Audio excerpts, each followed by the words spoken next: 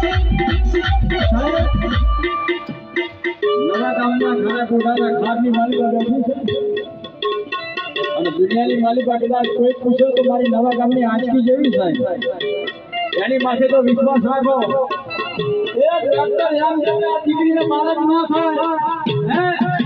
આ દીકરીને બાળક આજે ના થાય કાલે ન થાય એવી દીકરી કરતા બધી માલિકા આવી નહોતું કે